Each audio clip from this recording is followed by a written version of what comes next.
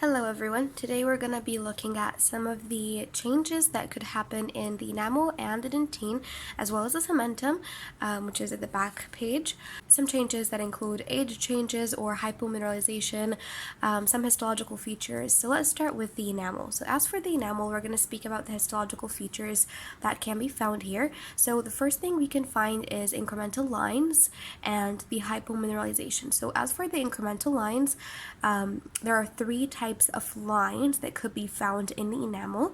The first one is cross striations. As for cross striations, they are actually rhythmic apposition or rhythmic deposition of the enamel matrix by ameloblasts. So it's pretty simple, and I'm going to insert a picture of each one.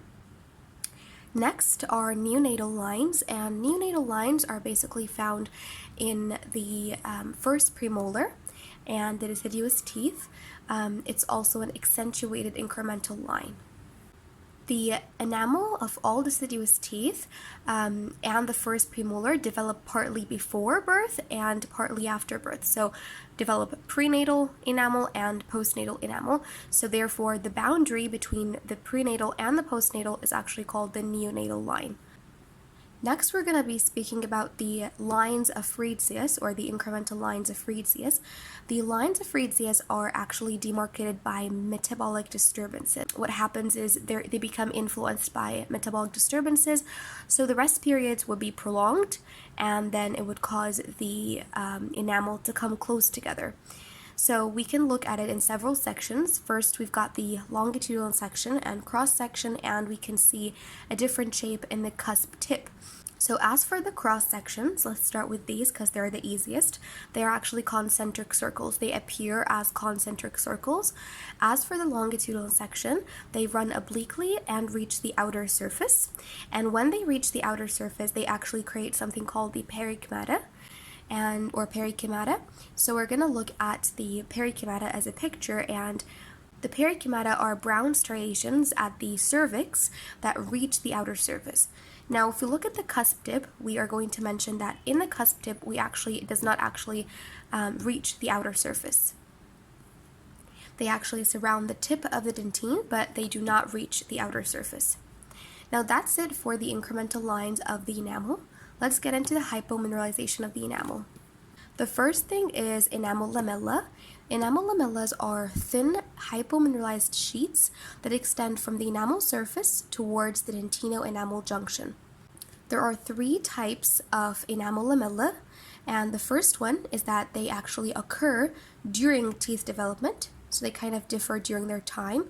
The second one, which is type B, they occur during enamel maturation. And the third one, which is type C, they're actually produced after eruption.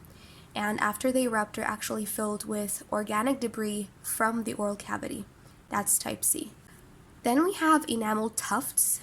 The enamel tufts extend opposite to the enamel lamella. The enamel tufts extend from the dentino-enamel junction to the enamel, and they extend for a short distance. Last but not least are enamel spindles. The enamel spindles are odontoblastic processes that are trapped inside of the enamel. Now let's look at some of the age changes in the dentine. So we've got secondary dentine, which is called physiologic secondary dentine.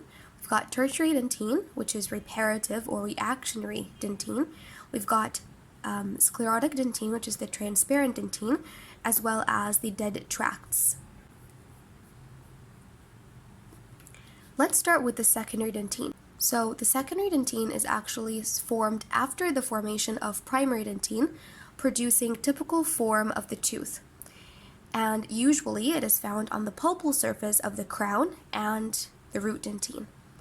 Next is the tertiary dentine, which is also called reparative dentine and reactionary dentine. And also it's irregular secondary dentine. All of these are names for tertiary dentine. And it's actually a result of mild or severe stimuli. Next is transparent dentine or sclerotic dentine.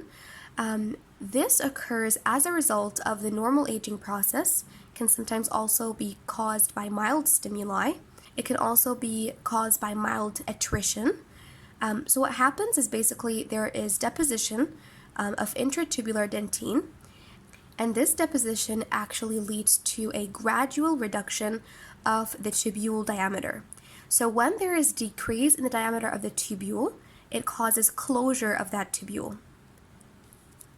Also, in middle-aged individuals, it actually occurs near the root apex. Associated with sclerotic dentine are increased brittleness and decreased permeability of the dentine.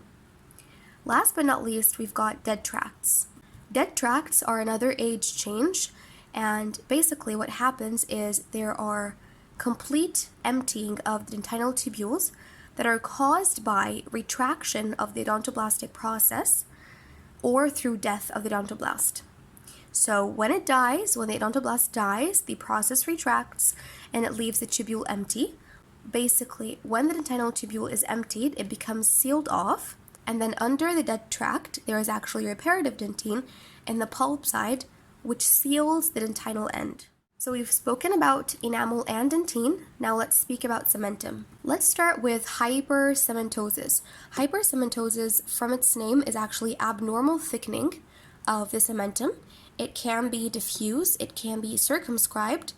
It can also affect all the teeth of the dentition. It can be confined to a single tooth or can happen to a part of the tooth. If the overgrowth of the cement actually improves the functional qualities of the cementum, it is called hypertrophy.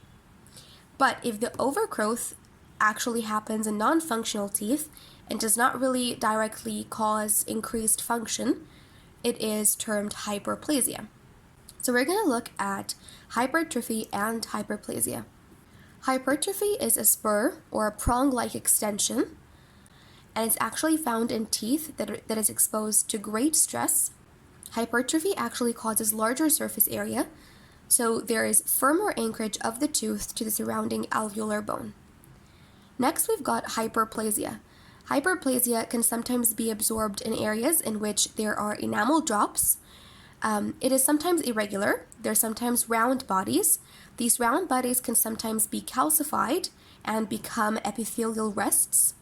They actually can appear as eccementosis that also develop around degenerated epithelial rests. The extensive hyperplasia of the cementum is actually associated with chronic periapical inflammation, and this can actually cause the tooth to be anchored so tightly to the socket, therefore causing a condition called ankylosis. Hyperplasia of the cementum in non-functioning teeth is actually characterized by a reduction or a decrease in the number of Sharpie's fibers in the root. Now let's look at hypophosphatasia. Hypophosphatasia is a rare hereditary disease that is basically, or that causes loosening of the tooth as well as premature loss of the anterior deciduous teeth. And the exfoliated teeth are characterized by an almost total absence of cementum. The aging of cementum, we've got some characteristics regarding aging of cementum. First of all, the surface cementum becomes more irregular. There is increased amount of cementum in the apical region. There's also less periodontal ligament bundles that are found, as well as the cementocytes on the surface appear viable, while the lacuna actually appear empty. And that's it for a quick revision on all the changes that can happen in enamel, dentine, and cementum.